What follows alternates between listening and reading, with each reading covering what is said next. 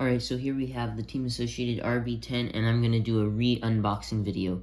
The thing about this car is that we actually got it off of eBay for $250 and $80 off because it was open box. So, you can see the seal's broken, so we're going to do a re-unboxing of it. This is a 10 scale brushless ready to run version.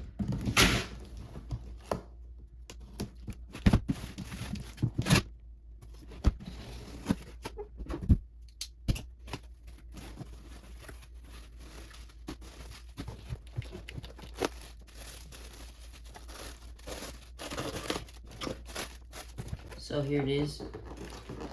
I think it's tied down. Oh no, it's not. So here's the car. We'll start out with that. I'm just gonna go ahead and open it up.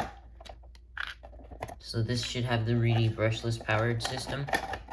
That's 3S capable. However, I'm probably gonna run it on 2S most of the time. This, I believe, is the, has the dirt tires on it right now. Alright, let's go drive it. Alright, so we're going to be using the ZZ's 5000 milliamp hour 100C 2S LiPo for our first run. And I'll go ahead and speed test it while we do this.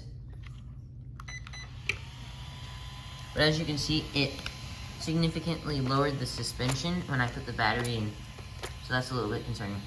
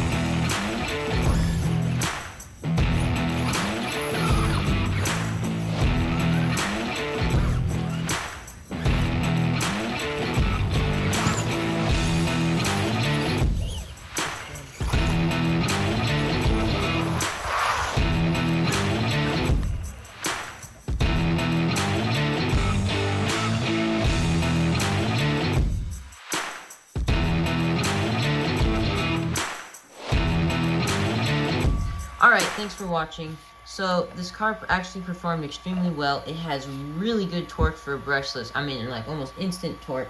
We only ran it on 2S, so it didn't go very fast. But, it still went probably about 20 miles an hour. I didn't bother speed testing it because there's a whole bunch of other videos out there, and every time people got 20 miles an hour on 2S. I will do a future video of it running on 3S, and I will do some off-road videos.